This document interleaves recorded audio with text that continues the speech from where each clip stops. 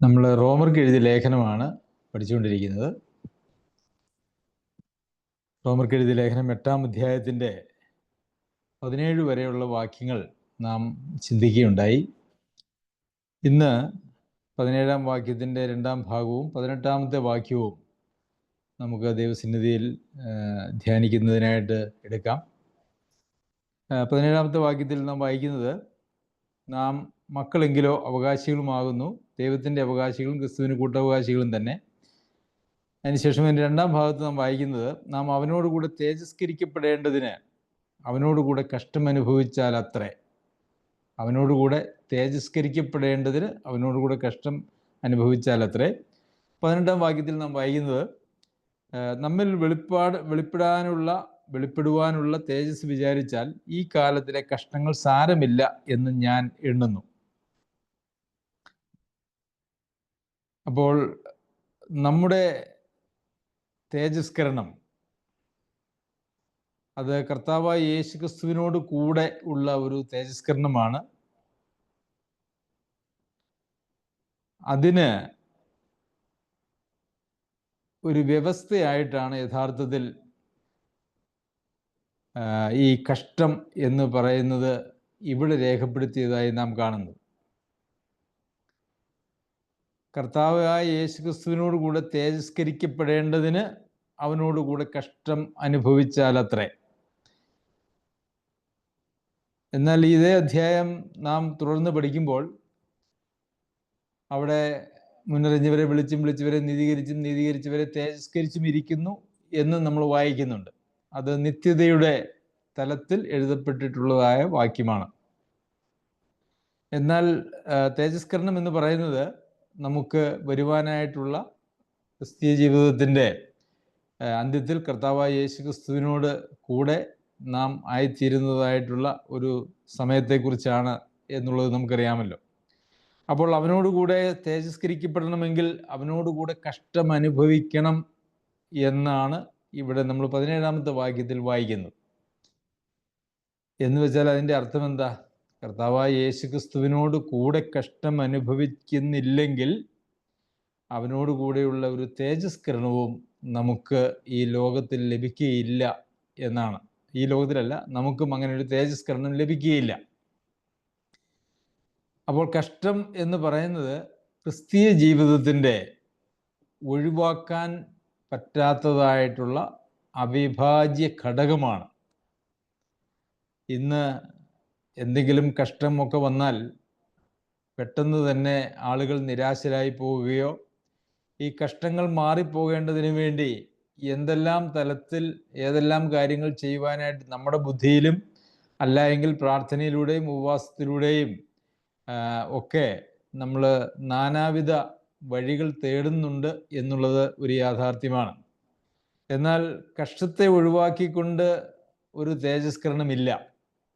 എന്നാൽ ഈ കഷ്ടം ഏതെങ്കിലും ഒരു കഷ്ടം അനുഭവിക്കുന്നതാണ് നമ്മളുടെ തേജസ്കരണം എന്ന് നമുക്ക് പറയുവാനായിട്ട് കഴിയില്ല. അങ്ങനെ പറഞ്ഞാൽ അത് തെറ്റായിത്തീരും. ഇവിടെ എഴുതിയിരിക്കുന്നതായിട്ട് ഒരു വാക്ക് നമ്മൾ ശ്രദ്ധിക്കേണ്ടത് ആവശ്യമാണ്. അവനോടുകൂടെ തേജസ്കരിക്കപ്പെടേണ്ടതിന് അവനോടുകൂടെ കഷ്ടം അനുഭവിച്ചാൽ അത്രേ.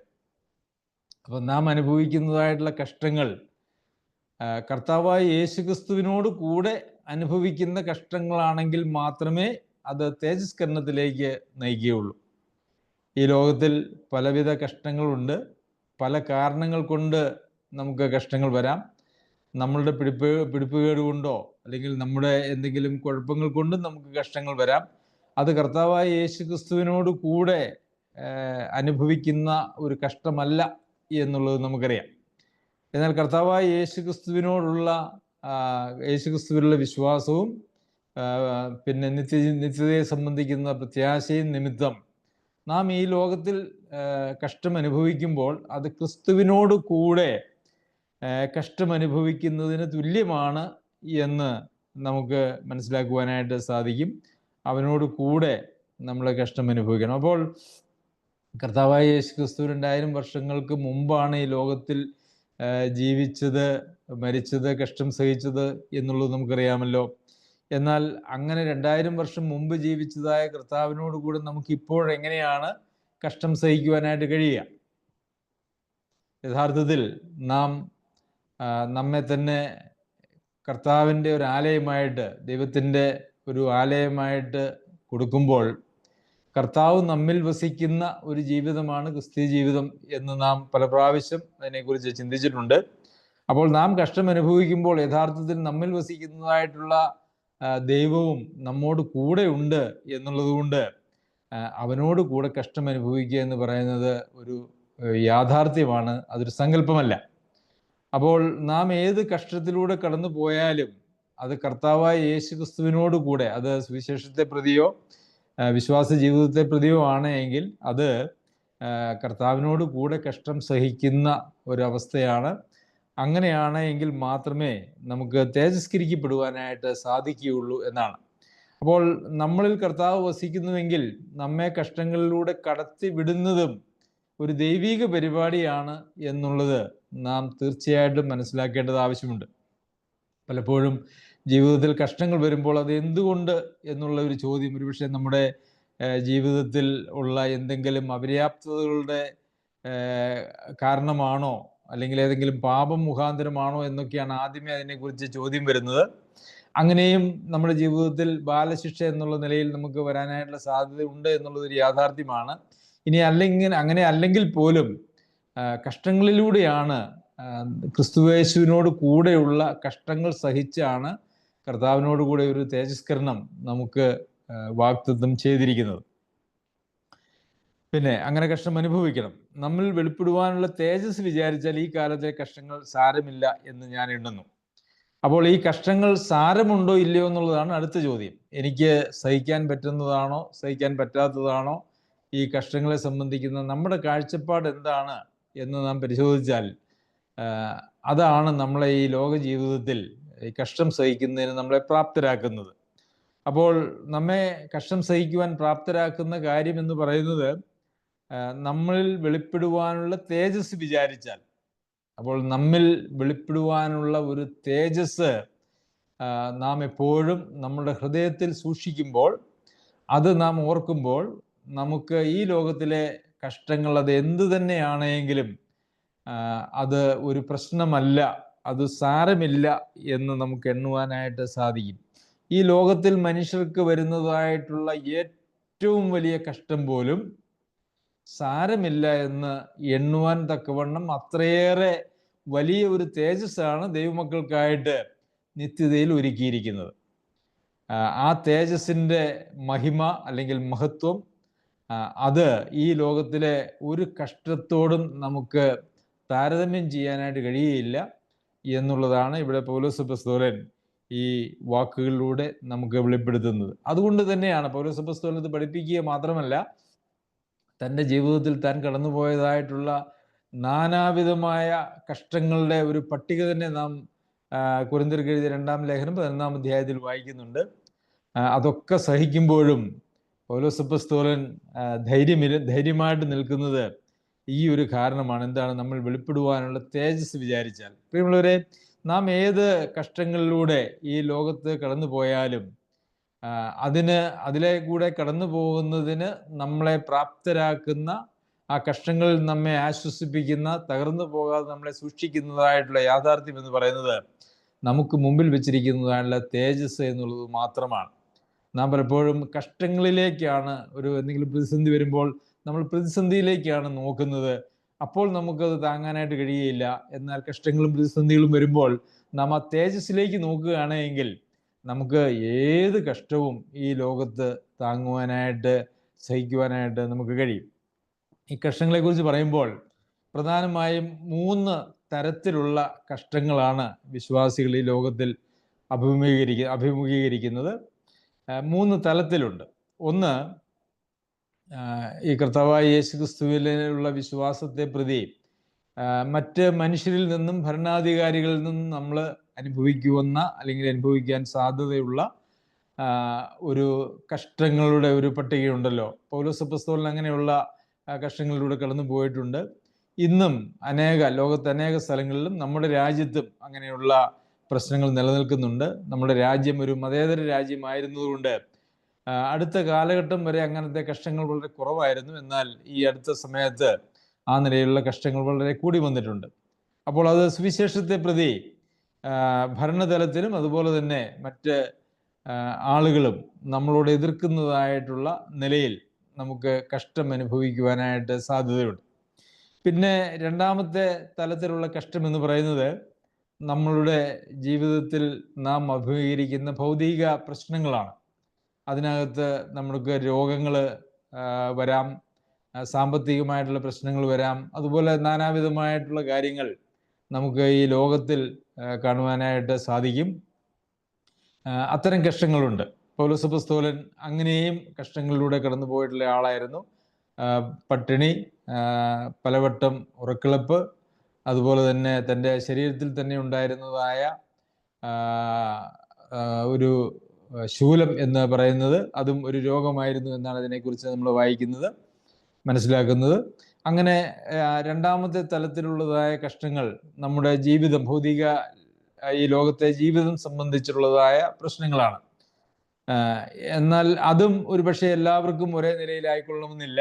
രോഗങ്ങൾ ഏറെയും കുറഞ്ഞും ഇരിക്കാം, പക്ഷേ എല്ലാവരും ഒരേപോലെ രോഗത്തിലൂടെ കടന്നു പോയിക്കൊള്ളണമെന്നില്ല. സാമ്പത്തിക പ്രയാസമുള്ളവരും ഇല്ലാത്തവരുമുണ്ട്. അങ്ങനെ ആ ഒരു വിഷയത്തിലും ഒരു എല്ലാവരും കടന്നു പോകുന്നു എന്ന് നമുക്ക് പറയുവാനായിട്ട് സാധിക്കുകയില്ല. അപ്പോൾ ഞാനിപ്പോൾ പറഞ്ഞതായിട്ടുള്ള ഈ രണ്ട് കഷ്ടങ്ങളിലും യഥാർത്ഥത്തിൽ ലോകത്തിൽ എല്ലാവരും കടന്നു പോയിക്കൊള്ളണമെന്നില്ല എന്നുള്ള ഒരവസ്ഥയുണ്ട്, പ്രത്യേകിച്ച് ആധുനിക ലോകത്ത്. എന്നാൽ അത് ഏറെയും കുറഞ്ഞു വരിക്കും. എന്നാൽ മൂന്നാമത്തെ കഷ്ടം എന്ന് പറയുന്നത് അത് നാം ഞെരുക്കമുള്ള ഒരു വഴിയിലൂടെ നടക്കുന്നതിൻ്റെ ഫലമായിട്ട് ജീവിതത്തിൻ്റെ ഓരോ നിമിഷത്തിലും നാം അനുഭവിക്കുന്നതായിട്ടുള്ള കഷ്ടമാണ്. നമുക്കറിയാമല്ലോ, നമ്മുടെ ജഡം എന്ന് പറയുന്നത് ആണ് നമ്മളുടെ ഏറ്റവും വലിയ ശത്രു. പലപ്പോഴും ആളുകൾ വിചാരിക്കുന്നത് പിശാചാണ് വലിയ ശത്രു എന്നാണ്. പിശാച് അങ്ങനെ നമ്മെ നേരിട്ട് വന്ന് അങ്ങനെ ആക്രമിക്കാനൊന്നും നിൽക്കാറില്ല. കാരണം ഒരു പിശാചിന് ഈ 800 കോടി ആളുകളെ ഒരേപോലെ കൈകാര്യം ചെയ്യാൻ കഴിയുന്ന സർവജ്ഞാനമോ സർവ്വവ്യാപിത്വമോ ഒന്നുമില്ല. എന്നാൽ താൻ ഒരുക്കി വെച്ചിരിക്കുന്നതായുള്ള കെണികൾ യഥാർത്ഥത്തിൽ സമൂഹത്തിൽ ആകമാനമുണ്ട്.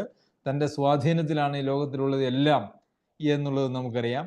പക്ഷേ നാം പലപ്പോഴും അനുഭവിക്കുന്നതായിട്ടുള്ള പോരാട്ടം എന്ന് പറയുന്നത് നമ്മുടെ ജഡവുമായിട്ടുള്ള ഒരു പോരാട്ടമാണ്. നമ്മുടെ പൗലോസ് അപ്പോസ്തലനെ കുറിച്ച് കഴിഞ്ഞ ക്ലാസ്സിൽ തന്നെ നാം ചിന്തിച്ചത് ആത്മാവിനാൽ ശരീരത്തിൻ്റെ പ്രവൃത്തികളെ മരിപ്പിക്കുക. അപ്പൊ ശരീരത്തിന്, ജഡത്തിന് ഒരു ഇഷ്ടമുണ്ട്, അത് മരിപ്പിക്കുക എന്ന് പറയുന്ന കാര്യം വീണ്ടും ജനനം പ്രാപിച്ചതായിട്ടുള്ള ഈ ലോകത്ത് ജീവിക്കുന്ന സകലമാന മനുഷ്യരും അനുഭവിക്കുന്നതായിട്ടുള്ള അല്ലെങ്കിൽ കടന്നു പോകുന്നതായിട്ടുള്ള ഒരവസ്ഥയാണ്. അത് വളരെ കഷ്ടമാണ്, കഷ്ടം നിറഞ്ഞതാണ്.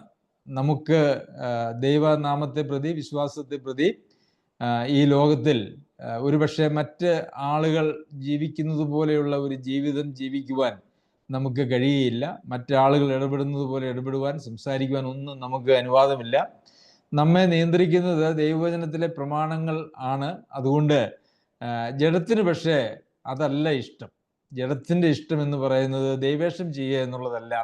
അതുകൊണ്ട് ഈ ജഡത്തിൻ്റെ പ്രവൃത്തികളെ, ശരീരത്തിൻ്റെ പ്രവൃത്തികളെ ആത്മാവിനാൽ മരിപ്പിക്കുക എന്ന് പറയുന്നതായിട്ടുള്ള ഒരു വലിയ പോരാട്ടം, ഒരു കഷ്ടം എല്ലാവർക്കുമുണ്ട്. അതില്ലാത്തതായിട്ടുള്ള ഒരു മനുഷ്യനും ഈ ലോകത്തില്ല. പൗലോസ് അപ്പോസ്തലൻ തന്നെ കുറിച്ച് തന്നെ പറയുന്നത്, മറ്റുള്ളവരോട് പ്രസംഗിച്ച ശേഷം ഞാൻ തന്നെ കൊള്ളരുതാത്തവനായി പോകാതിരിക്കേണ്ടതിന് എൻ്റെ ശരീരത്തെ ദണ്ഡിപ്പിച്ച് അടിമയാക്കുക അത്രേ ചെയ്യുന്നത്. അപ്പോൾ നമ്മെ തന്നെ ഒരു ശിക്ഷണത്തിലൂടെ കടത്തിവിട്ട് നമ്മുടെ ആഗ്രഹങ്ങളെയൊക്കെ ദണ്ഡിപ്പിച്ച് അടിമയാക്കി ദൈവേഷ്ടം മാത്രം ചെയ്യുവാനായിട്ട് നമ്മുടെ അവയവങ്ങളെ ദൈവത്തിൻ്റെ മുമ്പാകെ ഒരു യാഗമായി അർപ്പിക്കുക എന്ന് പറഞ്ഞതായിട്ടുള്ള ആത്മീക ജീവിതം, അത് എല്ലാ മനുഷ്യരും അഭിമുഖീകരിക്കുന്ന ഒരു വലിയ പോരാട്ടമാണ്, കഷ്ടമാണ്. അതില്ലാത്തതായിട്ട് ആരുമില്ല എന്ന് നമുക്ക് അറിയാം. ഈ കഷ്ടങ്ങളെ സംബന്ധിച്ച് ഇന്ന് ക്രിസ്തീയ ലോകത്ത് മാത്രവുമല്ല, അക്രൈസ്തവരായിട്ടുള്ള ഏത് മതത്തിലും പെട്ട ആളുകൾക്ക് അവരുടെ മതവിശ്വാസവും ദൈവവിശ്വാസവും കേന്ദ്രീകരിച്ചിരിക്കുന്നത് യഥാർത്ഥത്തിൽ ഈ കഷ്ടങ്ങളുമായിട്ട് ബന്ധപ്പെടുത്തിയാണ്. കഷ്ടങ്ങൾ വരാതിരിക്കുന്നതിനും കഷ്ടങ്ങൾ വന്നുപോയെങ്കിൽ അതിനെ ഒഴിവാക്കുന്നതിനും സുഖം അനുഭവിക്കുന്നതിനും ഈ 2-3 കാര്യങ്ങളാണ് യഥാർത്ഥത്തിൽ ഈ ലോകത്തിൽ മനുഷ്യനെ ദൈവഭക്തരാക്കുന്നത് അല്ലെങ്കിൽ മതഭക്തരാക്കുന്നത്. അതായത് ദൈവസങ്കല്പങ്ങളിലും മതങ്ങളിലും യഥാർത്ഥത്തിൽ ഉള്ള ഒരു പ്രധാനപ്പെട്ട കാര്യം ഈ ലോകത്തിലെ ജീവിതത്തോടനുബന്ധിച്ച് അതാണ്. എന്നാൽ നമുക്ക് ബൈബിളിലേക്ക് നോക്കിയാൽ അതിൽ നിന്നും വളരെ വ്യത്യസ്തമായിട്ടുള്ള ഒരു കാഴ്ചപ്പാടാണ് നമുക്ക് ദൈവവചനത്തിൽ കാണുവാനായിട്ട് കഴിയുന്നത്. പക്ഷേ ഇന്ന് ക്രിസ്തീയ ഗോളത്തിലേക്ക് നോക്കിയാൽ ഈവൻ ഇവാഞ്ചലിക്കൽ ക്രിസ്ത്യൻ സുവിശേഷ വിഹിത സഭകളിലും ഈ കഷ്ടങ്ങളെ മാർക്കറ്റ് ചെയ്യുന്ന അല്ലെങ്കിൽ കഷ്ടങ്ങളെ കാണിച്ചും അതിന് പരിഹാരം നിർദ്ദേശിച്ചും മാനുഷിക തലത്തിൽ അങ്ങനെ മുമ്പോട്ട് പോയി ഒരു വഞ്ചനയുടെ അവസ്ഥയിൽ ജീവിക്കുന്നതായിട്ടുള്ള സാഹചര്യം നമുക്ക് കാണുവാനായിട്ട് സാധിക്കും. കഷ്ടങ്ങളെക്കുറിച്ച് 3 തലത്തിലുണ്ട് എന്ന് ഞാൻ പറഞ്ഞല്ലോ. കഷ്ടങ്ങളെക്കുറിച്ച് ചില പൊതുവായിട്ടുള്ള പ്രമാണങ്ങൾ നമുക്ക് മനസ്സിലാക്കേണ്ടത് ആവശ്യമുണ്ട്. കാരണം അവനോടുകൂടെ തേജസ്കരിക്കപ്പെടേണ്ടതിന് അവനോടുകൂടെ കഷ്ടം അനുഭവിച്ചാൽ അത്രേ എന്ന് പറയുമ്പോൾ നാം ഈ കഷ്ടങ്ങളെ സംബന്ധിച്ച് വളരെ നല്ല ദൈവവചന പ്രകാരമുള്ള ഒരു കാഴ്ചപ്പാട് നമുക്കുണ്ടാകേണ്ടത് ആവശ്യമാണ്. അതിനെക്കുറിച്ച് ചില കാര്യങ്ങൾ ഒരുപക്ഷെ നമുക്കൊക്കെ എല്ലാവർക്കും അറിയാവുന്നതായിട്ടുള്ള ഒരു കാര്യമാണ്. അനേക പ്രസംഗങ്ങൾ ഒരുപക്ഷെ നാം അതിനെക്കുറിച്ച് കേട്ടിട്ടുണ്ട്. എങ്കിലും നാം നമ്മെ തന്നെ ഒന്ന് ഉറപ്പിക്കുന്നതിന് അതൊന്നുകൂടി കേൾക്കുന്നത് സഹായകരമാണ് എന്ന് ഞാൻ വിചാരിക്കുന്നു. പത്രോസ് എഴുതിയ 1-ാം ലേഖനം 5-ാം അധ്യായത്തിലെ ലോകത്തിൽ നിങ്ങൾക്കുള്ള സഹോദരവർഗത്തിന് ആവക കഷ്ടപ്പാടുകൾ തന്നെ പൂർത്തിയായി വരുന്നു എന്നറിഞ്ഞ് വിശ്വാസത്തിൽ സ്ഥിരമുള്ളവരായി അവനോട് എതിർത്ത് നിൽപ്പിൻ. അപ്പോൾ ലോകത്തിൽ നിങ്ങൾക്കുള്ള സഹോദരവർഗത്തിന് ആവക കഷ്ടപ്പാടുകൾ തന്നെ പൂർത്തിയായി വരുന്നു. അപ്പോൾ കഷ്ടത്തിൻ്റെ ഒരു പൂർത്തീകരണം ഈ ലോകത്തിൽ തന്നെ ഉണ്ട് എന്നുള്ളത് ദൈവവചനത്തിൻ്റെ ഒരു പ്രമാണമാണ്. അപ്പോൾ ചില കഷ്ടങ്ങളൊക്കെ നമ്മുടെ ഓരോരുത്തരുടെയും ജീവിതത്തിൽ പൂർത്തിയായി വരുന്ന ഒരു അനുഭവം നമ്മളുടെ ജീവിതത്തിൽ ഉണ്ടാകാനായിട്ടുള്ള സാധ്യതയുണ്ട്. അത് അവനോടുകൂടെ തേജസ്കരിക്കപ്പെടേണ്ടതിന് അവനോടുകൂടെ കഷ്ടം അനുഭവിക്കുക എന്ന് പറയുന്ന തലത്തിലാണ് അങ്ങനെ നമുക്ക് കാണാനായിട്ട് കഴിയുന്നത്. അതിൻ്റെ 10-ാമത്തെ വാക്യത്തിൽ എന്നാൽ അല്പകാലത്തേക്ക് കഷ്ടം സഹിക്കുന്ന നിങ്ങളെ, അപ്പോൾ ഈ കഷ്ടത്തെക്കുറിച്ച് പറയുമ്പോൾ അത് അല്പകാലം എന്നാണ് പറഞ്ഞേക്കുന്നത്. അതിനെക്കുറിച്ച് കൊരിന്ത്യർക്ക് ലേഖനം എഴുതുമ്പോൾ നൊടി നേരത്തേക്കുള്ള നിങ്ങളുടെ ലഘുവായ കഷ്ടം എന്നാണ് പറഞ്ഞിരിക്കുന്നത്. അപ്പോൾ അല്പകാലം, നൊടി നേരം, ഇത് നിത്യതയോട് ബന്ധപ്പെടുത്തിയാണ് ഇവിടെ പൗലോസ് അപ്പോസ്തലൻ പറയുന്നത് എന്ന് നമുക്കറിയാമല്ലോ. ഒരുപക്ഷെ പൊതുവെ മനുഷ്യരൊക്കെ പറയാറുണ്ട്, എത്ര കാലമായി എന്നറിയാവോ ഞാനത് അനുഭവിക്കാൻ തുടങ്ങിയിട്ട്, എൻ്റെ ഈ കഷ്ടം എന്ന് തീരും? ഒരുപക്ഷെ നമുക്കെല്ലാവർക്കും ഈ ലോകത്തിലെ ജീവിതം എന്ന് പറയുന്നത് അങ്ങനെ വലിയ ദീർഘമായ ഒരു ജീവിതം, അതിലുള്ള കഷ്ടപ്പാടുകളെ ഒരു വലിയ ദീർഘകാലത്തെ കഷ്ടപ്പാടുകൾ എന്നൊക്കെയാണ് നാം പലപ്പോഴും ചിന്തിക്കാറുള്ളത്. എന്നാൽ അത് നിത്യതയുടെ ഒരു കാഴ്ചപ്പാട് നമുക്കില്ല എന്നുള്ളത് കൊണ്ടാണ് ഈ ലോകത്തിലെ കഷ്ടപ്പാടുകളെ കുറിച്ച് അത് വളരെ ദീർഘമാണ് എന്ന് നാം ചിന്തിക്കുന്നത്. പ്രിയമുള്ളവരെ, നിത്യതയുമായിട്ട് താരതമ്യം ചെയ്താൽ നമ്മളുടെ ഈ ലോകത്തിലെ ആയുസ് എന്ന് പറയുന്നത് എത്ര നിസ്സാരമാണ്, എത്ര ചുരുക്കമാണ് എന്ന് നമുക്ക് മനസ്സിലാക്കുവാനായിട്ട് സാധിക്കും.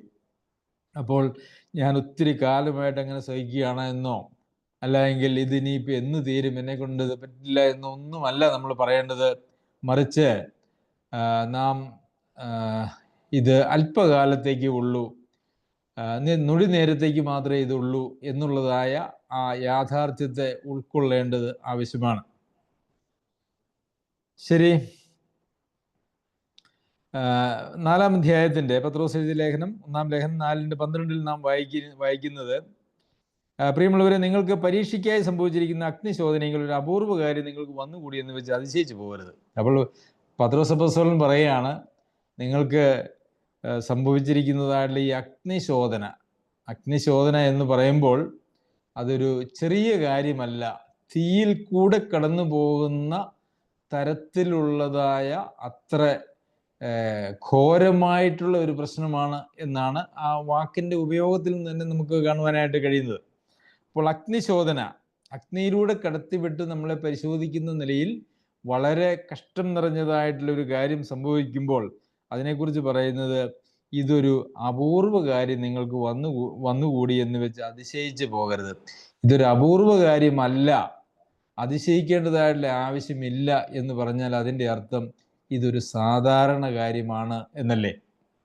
അപ്പോൾ ദൈവമക്കളെ സംബന്ധിച്ചിടത്തോളം ഈ അഗ്നിശോധനയാണെങ്കിൽ പോലും അതൊരു അപൂർവ കാര്യമല്ല, അതൊരു സാധാരണ കാര്യമാണ് എന്നുള്ളത് നമുക്ക് ഒരു പക്ഷേ ഈ ലോകത്തിൽ നാം കടന്നു പോകുന്നതായിട്ടുള്ള എല്ലാ തലത്തിലുമുള്ള കഷ്ടങ്ങളെക്കുറിച്ച്, 3 തലത്തെക്കുറിച്ച് ഞാൻ പറഞ്ഞല്ലോ, ഈ 3 തലത്തിലുമുള്ള കഷ്ടത്തെക്കുറിച്ച് നമുക്ക് ബോധ്യം ഉണ്ടായിരിക്കേണ്ടത് ആവശ്യമാണ്.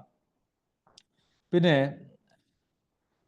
13-ാമത്തെ വാക്യം, 1 പത്രോസ് 4:13, ക്രിസ്തുവിന്റെ കഷ്ടങ്ങൾക്ക് പങ്കുള്ളവരാകും തോറും സന്തോഷിച്ചുകൊള്ളുവിൻ. അപ്പോൾ ഇവിടെ നാം കഷ്ടത്തിലൂടെ കടന്നു പോകുമ്പോൾ അതിനെക്കുറിച്ച് ഇവിടെ അപ്പസ്തോലൻ പറയുന്നത് ക്രിസ്തുവിന്റെ കഷ്ടങ്ങളുടെ ഒരു പങ്കാളിത്തമാണ് നമുക്ക് ലഭിക്കുന്നത്. അതുകൊണ്ട് നിങ്ങൾ സന്തോഷിച്ചുകൊള്ളുവിൻ. അപ്പോൾ ഈ കഷ്ടങ്ങളൊന്നും ഇല്ല എങ്കിൽ ക്രിസ്തുവിന്റെ കഷ്ടങ്ങൾക്ക് പങ്കാളിത്തവുമില്ല, ആ നിലയിലുള്ള ഒരു സന്തോഷത്തിനും നമുക്ക് വകയില്ല. കഷ്ടങ്ങൾ വരുമ്പോൾ നമുക്ക് ദുഃഖമാണ് വരുന്നത്. എന്നാൽ ഇവിടെ പറയുന്നത് കഷ്ടങ്ങൾ വരുമ്പോൾ നിങ്ങളെ സന്തോഷിച്ചുകൊള്ളുവിൻ, കാരണം ക്രിസ്തുവിന്റെ കഷ്ടങ്ങൾക്കുള്ള ഒരു പങ്കാളിത്തം നമുക്ക് അവിടെ ലഭിക്കുകയാണ്. അതും റോമർക്ക് എഴുതിയ ലേഖനത്തിൽ അവനോട് കൂടെ കഷ്ടം സഹിച്ചാലത്രേ, അവനോട് കൂടെയുള്ള ഒരു സഹനമാണ് നമുക്ക് ഈ കഷ്ടം സഹിക്കുമ്പോൾ നമുക്ക് ഉണ്ടാകുന്നത്. അതുപോലെ തന്നെ തുടർന്ന് വായിക്കുമ്പോൾ ക്രിസ്തുവിന്റെ നാമം ഹേതുവായി നിന്ന് സഹിക്കേണ്ടി വന്നാൽ നിങ്ങൾ ഭാഗ്യവാന്മാർ. അപ്പോൾ നിന്ന സഹിക്കുമ്പോൾ നമ്മളെ ആരെങ്കിലും നിന്ദിച്ചു കഴിഞ്ഞാൽ നമ്മൾ അയ്യോ ഞാൻ എത്ര ഭാഗ്യവാൻ എന്നൊന്നും നമ്മൾ സാധാരണ ചിന്തിക്കാറില്ല, പറയാറുമില്ല. എന്നെ നിന്ദിച്ചല്ലോ എന്ന് പറഞ്ഞ് നമ്മളുടെ ആ ഒരു മനോഭാവമൊക്കെ നമ്മുടെ ഉള്ളിൽ ഒരു പക്ഷേ ഒരു വീറും വാശിയും അല്ലേ, ഒരു കോപവും ഒരു അഭിമാനക്ഷതം അല്ലേ, നമ്മളെ ആരെങ്കിലും നിന്ദിക്കുകയൊക്കെ ചെയ്തു കഴിഞ്ഞാൽ അങ്ങനെയൊക്കെയുള്ള വികാരങ്ങളാണ് പൊതുവെ ഉണ്ടാകാറുള്ളത്. എന്നാൽ അത് ഒരു ഭാഗ്യമാണ് എന്ന് നമ്മൾ ചിന്തിക്കാറില്ല. എന്നാൽ അതാണ് അതിൻ്റെ യാഥാർത്ഥ്യം എന്ന് പറയുന്നത്. അപ്പോൾ നമ്മളിൽ നിന്ന് ഉളവാകുന്നതായ കഷ്ടങ്ങളോടുള്ള നമ്മുടെ പ്രതികരണം എന്ന് പറയുന്നത് ദൈവവചനത്തിൽ പറഞ്ഞിരിക്കുന്നതായിട്ടുള്ള കാര്യങ്ങളിൽ നിന്നും വളരെ വ്യത്യസ്തമാണ് എന്ന് നമുക്ക് ഈ ഓരോ വാക്യങ്ങളും വായിക്കുമ്പോൾ നമുക്ക് മനസ്സിലാക്കുവാനായിട്ട് സാധിക്കും. നിന്ന് സഹിക്കുമ്പോൾ നമ്മൾ ഭാഗ്യവാന്മാരാണ്. കാരണം എന്താണ്? മഹത്വത്തിൻ്റെ ആത്മാവായ ദൈവാത്മാവ് നിങ്ങളുടെ മേൽ ആവസിക്കുന്നുവല്ലോ. അപ്പോൾ മഹത്വത്തിൻ്റെ ആത്മാവായ ദൈവാത്മാവ് നമ്മളുടെ മേൽ വസിക്കുന്നുവെങ്കിൽ ക്രിസ്തുവിൻ്റെ കഷ്ടങ്ങളുടെ ഒരു പങ്കാളിത്തം അതിൻ്റെ ഒരു ഭാഗമാണ് എന്നാണ് നമുക്ക് കാണാനായിട്ട് കഴിയുന്നത്. ആത്മാവ് നമ്മിൽ വസിക്കണം, പക്ഷെ എനിക്ക് കഷ്ടങ്ങൾ വേണ്ട എന്ന് പറഞ്ഞാൽ അങ്ങനെ ഒരു ക്രിസ്തീയ ജീവിതം ബൈബിളിലില്ല എന്നുള്ളതാണ് യാഥാർത്ഥ്യം. പിന്നെ വീണ്ടും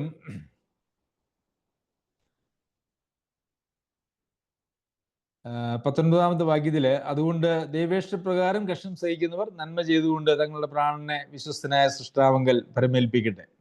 അപ്പോൾ ഇവിടെ 19-ാമത്തെ വാക്യത്തിൽ അവരുടെ കഷ്ടത്തിൻ്റെ ആധിക്യം എന്ന് പറയുന്നത് അവര് മരണം വരെ അവര് ഏറ്റെടുക്കേണ്ടതായിട്ട് വരും, അല്ലെങ്കിൽ മരണത്തെ തന്നെ അവർ ആക്ഷരികമായി അഭിമുഖീകരിക്കേണ്ടി വരും എന്നുള്ള നിലയിലാണ്. കാരണം അവർ പറഞ്ഞിരിക്കുന്നത് നിങ്ങളുടെ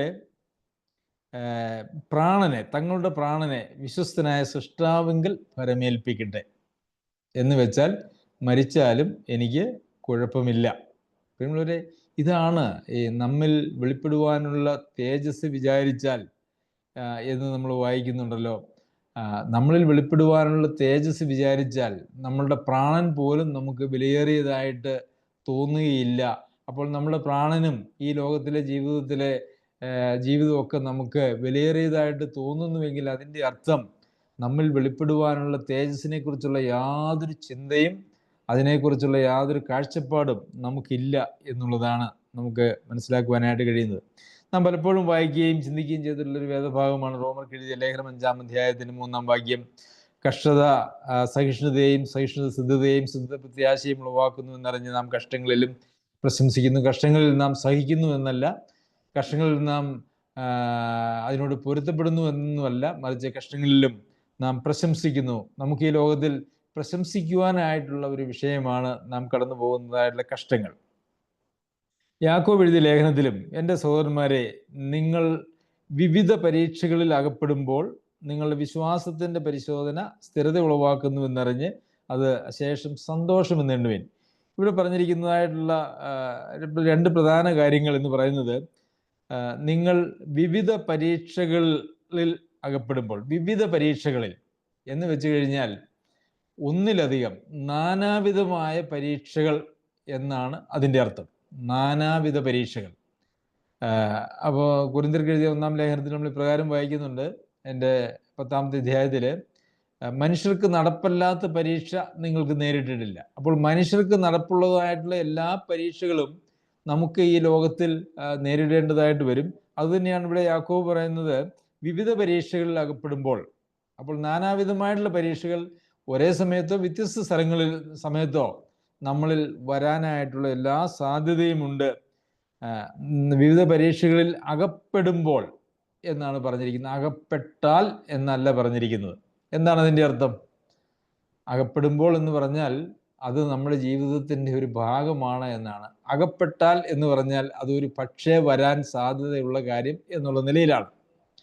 അപ്പോൾ നമ്മുടെ ജീവിതത്തിൻ്റെ, ക്രിസ്തീയ ജീവിതത്തിൻ്റെ ഒരു അവിഭാജ്യ ഘടകമാണ് ഈ കഷ്ടങ്ങൾ, ഈ പല തലങ്ങളിലുമുള്ള കഷ്ടങ്ങൾ എന്നുള്ളത് നാം മനസ്സിലാക്കേണ്ടത് ആവശ്യമാണ്.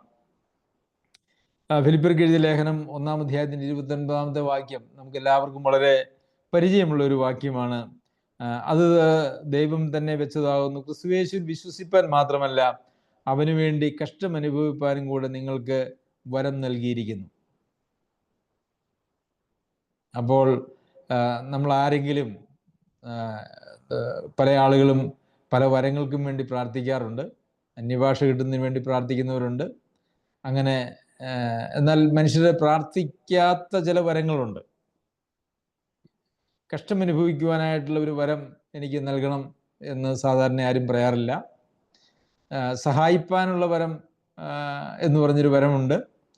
എനിക്ക് സഹായിക്കാനുള്ള വരം നൽകണമേ എന്ന് ആരും അങ്ങനെ പ്രാർത്ഥിച്ചതായിട്ട് ഞാൻ കേട്ടിട്ടില്ല. കരുണ കാണിക്കാനായിട്ടുള്ള വരമുണ്ട്, അതും ആരും അങ്ങനെ പ്രാർത്ഥിക്കുന്നതായിട്ട് കാണുന്നില്ല. ശുശ്രൂഷാവരങ്ങൾ അല്ല, ഒരുപക്ഷെ പ്രവചനവരം, പിന്നെ ഭാഷാവരം, പിന്നെ ഉപദേഷ്ടാവ്, അതുപോലെയുള്ള വരങ്ങളൊക്കെയാണ് ആളുകൾ പൊതുവെ ആഗ്രഹിക്കാറ്. അതിനുവേണ്ടി ഒരുപക്ഷെ പ്രാർത്ഥിക്കുകയും ചെയ്യും, കാത്തിരിക്കുകയൊക്കെ ചെയ്യും. എന്നാൽ ഇത്തരം വരങ്ങളെക്കുറിച്ചുമൊക്കെ നമ്മൾ കാത്തിരിക്കുകയും പ്രാർത്ഥിക്കുകയൊക്കെ ചെയ്തായിരുന്നെങ്കിൽ എത്ര ശ്രേഷ്ഠമായി നമ്മുടെയൊക്കെ ക്രിസ്തീയ ജീവിതം തീരുമായിരുന്നു എന്ന് ഞാൻ അതിനെക്കുറിച്ച് ചിന്തിക്കുന്നു. അപ്പോൾ കഷ്ടം അനുഭവിപ്പാനും കൂടെ നിങ്ങൾക്ക് വരം നൽകിയിരിക്കുന്നു എന്ന് അവിടെ എഴുതിയിരിക്കുന്നുണ്ട്. അപ്പോൾ അതൊരു വലിയ ഭാഗ്യമാണല്ലേ. നമ്മൾ ഈ ഇതിഹാസങ്ങളിലൊക്കെ പുരാണങ്ങളിലൊക്കെ വരം ചോദിച്ച് മേടിക്കുന്നതിനെക്കുറിച്ചും ആ വരം ഉപയോഗിക്കുന്നതിനെക്കുറിച്ചൊക്കെ നമ്മൾ കഥകളിൽ വായിക്കുന്നുണ്ട്. അപ്പോൾ വരം എന്ന് പറയുന്നത്, എന്തെങ്കിലും ലഭിക്കുന്നത്, അത് വളരെ വലിയൊരു കാര്യമായിട്ടാണ് അത് ലഭിക്കുന്നതായിട്ടുള്ള ആളുകൾ ചിന്തിക്കുന്നത്. അപ്പോൾ കഷ്ടം അനുഭവിപ്പാനും കൂടെ നമുക്ക് വരം നൽകിയിരിക്കുന്നു. വിശ്വസിപ്പിപ്പാൻ മാത്രമല്ല, അവന് വേണ്ടി കഷ്ടം അനുഭവിപ്പാനും കൂടെ നിങ്ങൾക്ക് വരം നൽകിയിരിക്കുന്നു. അപ്പോൾ വിശ്വാസത്തോട് കൂടി ചേർന്ന് വരുന്നതായിട്ടുള്ള ഒരു കാര്യമാണ് ഈ കഷ്ടം അനുഭവിക്കാനുള്ള വരം എന്ന് പറയുന്നത്. മറ്റ് വരങ്ങളൊക്കെയും 10-20-ലധികം വരങ്ങളെക്കുറിച്ച് നമുക്ക് ലേഖനങ്ങൾ, കൊരിന്ത്യ ലേഖനം, പത്രോസ് എഴുതിയ ലേഖനം, റോമാലേഖനത്തിൽ നമുക്ക് വായിക്കുവാനായിട്ട് കഴിയും. അതൊക്കെ ഓരോരുത്തർക്കും അവനവൻ്റെ പ്രാപ്തി പോലെ പരിശുദ്ധാത്മാവ് കൊടുക്കുന്നതായിട്ടുള്ള വരങ്ങളാണ്. എല്ലാ വരങ്ങളും എല്ലാവർക്കും കൊടുത്തിട്ടില്ല. എന്നാൽ ഈ കഷ്ടം അനുഭവിക്കുവാനായിട്ടുള്ള വരം നാം വിശ്വസിക്കുമ്പോൾ അതിനോട് ചേർന്ന് നമുക്ക് കിട്ടുന്നതായിട്ടൊരു വരമാണ്. അതുകൊണ്ടാണ് വിശ്വസിപ്പാൻ മാത്രമല്ല. അപ്പോൾ വിശ്വാസം നാം വിശ്വസിക്കുമ്പോൾ അതിനോട് ചേർന്ന് നമുക്കൊരു വരം എല്ലാവർക്കും ദൈവം നൽകുന്നുണ്ട്. അത് കഷ്ടം അനുഭവിക്കുവാനായിട്ടുള്ള ഒരു വരമാണ്. അപ്പോൾ ഈ കഷ്ടം അനുഭവിക്കുവാനായിട്ടുള്ള വരം വേണ്ട, എനിക്ക് വിശ്വസിച്ചാൽ മാത്രം മതി എന്ന് പറഞ്ഞാൽ അങ്ങനെ ഒരു വിശ്വാസം ദൈവവചനത്തിൽ ഇല്ല എന്നുള്ളത് നാം ഓർക്കേണ്ടത് ആവശ്യമാണ്. വിശ്വസിക്കുന്നതിന് മുമ്പ് തന്നെ യഥാർത്ഥത്തിൽ തന്നെ തന്നെ ത്യജിക്കുക എന്ന് പറയുന്നതായിട്ടൊരു കാര്യമുണ്ട് കേട്ടോ. ഈ തന്നെ തന്നെ ത്യജിക്കുന്നിടത്താണ് നമ്മളുടെ കഷ്ടങ്ങൾ ആരംഭിക്കുന്നത്. ഒരുപക്ഷെ വിശ്വാസത്തെ പ്രതി നമ്മെ ആരെങ്കിലും ഉപദ്രവിക്കുകയോ അല്ലെങ്കിൽ നിന്ദിക്കുകയോ പഴിക്കുകയോ ഒന്നും ചെയ്യുന്നതിലല്ല കഷ്ടം ആരംഭിക്കുന്നത്. ക്രിസ്തീയ ജീവിതത്തിൻ്റെ കഷ്ടം ആരംഭിക്കുന്നത് നമ്മളെ തന്നെ ത്യജിക്കുന്നതിലാണ്. നമ്മുടെ ജീവനെ ത്യജിക്കാൻ വലിയ പ്രയാസമൊന്നും ഉണ്ടെന്ന് ഞാൻ വിചാരിക്കുന്നില്ല. നമ്മുടെ ജീവിതത്തിലുള്ള എന്തെങ്കിലും കാര്യങ്ങളെ ത്യജിക്കാനായിട്ടും വലിയ പ്രയാസമുണ്ടെന്ന് ഞാൻ വിചാരിക്കുന്നില്ല. മറിച്ച് നമ്മെ തന്നെ ത്യജിക്കുക, എൻ്റെ സ്വയത്തെ ത്യജിക്കുക, എൻ്റെ ഇഷ്ടങ്ങളെ ത്യജിക്കുക എന്ന് പറയുന്നതാണ് മനുഷ്യന് ഏറ്റവും ഏറ്റവും പ്രശ്നമായിട്ടുള്ളൊരു കാര്യം. എന്നാൽ അതാണ് നമുക്ക് ഒഴിവാക്കാൻ പറ്റാത്തതായിട്ടുള്ളൊരു കാര്യവും. അതുണ്ടെങ്കിൽ മാത്രമേ ആ വിശ്വാസത്തിൻ്റെ തലത്തിലേക്ക് നമുക്ക് എത്തിപ്പെടുവാനായിട്ട് സാധിക്കുകയുള്ളൂ. ഫിലിപ്പിയർക്ക് എഴുതിയ ലേഖനം 3-ാം അധ്യായത്തിൻ്റെ 10 മുതലുള്ള വാക്യങ്ങൾ, അവനിലിരിക്കേണ്ടതും അവൻ്റെ മരണത്തോട് അനുരൂപപ്പെട്ടിട്ട് അവനെയും അവൻ്റെ പുനരുദ്ധാനത്തിൻ്റെ ശക്തിയെയും അവൻ്റെ കഷ്ടാനുഭവങ്ങളുടെ കൂട്ടായ്മയും അനുഭവിച്ചറിയുക. കർത്താവായ യേശുക്രിസ്തുവിൻ്റെ കഷ്ടാനുഭവങ്ങളുടെ കൂട്ടായ്മ അനുഭവിച്ചറിയുക. നാം ക്രിസ്തുവിൽ ജീവിക്കുമ്പോൾ, ക്രിസ്തു നമ്മിൽ ജീവിക്കുമ്പോൾ യഥാർത്ഥത്തിൽ ക്രിസ്തു കടന്നു പോയതായിട്ടുള്ള കഷ്ടങ്ങളിലൂടെ എല്ലാം നാമും കടന്നു പോകേണ്ടതായിട്ട് വരും. എഫേസ്യർക്ക് എഴുതിയ ലേഖനം 3-ാം അധ്യായത്തിന് 13-ാം വാക്യത്തിൽ, അതുകൊണ്ട് ഞാൻ നിങ്ങൾക്ക് വേണ്ടി സഹിക്കുന്ന കഷ്ടങ്ങൾ നിങ്ങളുടെ മഹത്വമാകയാൽ. ഞാൻ നിങ്ങൾക്ക് വേണ്ടി സഹിക്കുന്ന കഷ്ടങ്ങൾ നിങ്ങളുടെ മഹത്വം. നാം സഹിക്കുന്ന, സുവിശേഷത്തെ പ്രതി നാം സഹിക്കുന്നതായിട്ടുള്ള നിന്ദയും കഷ്ടവും അപമാനവും പീഡനവും ഒക്കെ അത് മറ്റുള്ളവർക്കൊരു മഹത്വം, അതായത് മറ്റുള്ളവരുടെ വിശ്വാസത്തിനും അവരുടെ ആത്മീയ വളർച്ചയ്ക്കും വേണ്ടിയിട്ട് അത് ഉതകുമ്പോൾ അത് മറ്റുള്ളവരുടെ മഹത്വത്തിനായിട്ടും അത് ഇടയാകും. നമുക്ക് ധാരാളം വാക്യങ്ങൾ, സമയം കഴിഞ്ഞതുകൊണ്ട് ഞാൻ തൽക്കാലം നിർത്തുകയാണ്. അവനിൽ വിശ്വസിപ്പാൻ മാത്രമല്ല അവന് വേണ്ടി കഷ്ടം സഹിപ്പാൻ കൂടെ യോഗ്യരായി എണ്ണപ്പെടുകയാൽ അവർ സന്തോഷിച്ചും കൊണ്ട് പുറപ്പെട്ടു പോയി നമ്മൾ വായിക്കുന്നുണ്ട്. അപ്പോൾ കർത്താവായ യേശുക്രിസ്തുവിന് വേണ്ടി കഷ്ടം സഹിക്കുവാൻ നമുക്ക് കഴിയുക എന്ന് പറയുന്നത് അത് ഒരു യോഗ്യതയാണ്. അത് എല്ലാവർക്കും ഒരുപക്ഷെ അത് ആ യോഗ്യത ഇല്ല. അത് ഒരു വലിയ യോഗ്യതയാണ് കർത്താവായ യേശുക്രിസ്തുവിന് വേണ്ടി കഷ്ടം അനുഭവിക്കുവാനായിട്ട് സാധിക്കുക എന്ന് പറയുന്നത്. ഇങ്ങനെ നമുക്ക് ധാരാളം കാര്യങ്ങൾ ഈ കഷ്ടത്തെക്കുറിച്ച് വായിക്കുവാനായിട്ടും പഠിക്കുവാനായിട്ടും ദൈവവചനത്തിൽ സാധിക്കും. ദൈവം നമ്മെ സഹായിക്കട്ടെ. നാം കടന്നു പോകുന്ന കഷ്ടങ്ങൾ അത് ഒരിക്കലും നഷ്ടമല്ല. നിങ്ങളുടെ ദുഃഖങ്ങളെ പാഴാക്കരുത് എന്ന് പറഞ്ഞുകൊണ്ടൊരു പുസ്തകം ഞാൻ പണ്ട് വായിക്കുകയുണ്ടായി. നിങ്ങളുടെ ദുഃഖങ്ങളെ പാഴാക്കരുത്. ഒത്തിരി ദുഃഖങ്ങൾ പ്രിയമുള്ളവരെ നമ്മുടെ ജീവിതത്തിൽ നമുക്ക് ഒരുപക്ഷെ വരുവാനായിട്ടുള്ള സാധ്യതയുണ്ട്. അതൊന്നും പാഴാക്കുവാനായിട്ടല്ല, മറിച്ച് അതൊക്കെ നമ്മുടെ വിശുദ്ധീകരണത്തിനും ദൈവജനത്തിൻ്റെ നന്മയ്ക്കും അനുഗ്രഹത്തിനും സുവിശേഷത്തിൻ്റെ വളർച്ചയ്ക്കും ഉതകട്ടെ. അവൻ്റെ അതിപരിശുദ്ധ നാമം വാഴ്ത്തപ്പെടുമാറാകട്ടെ.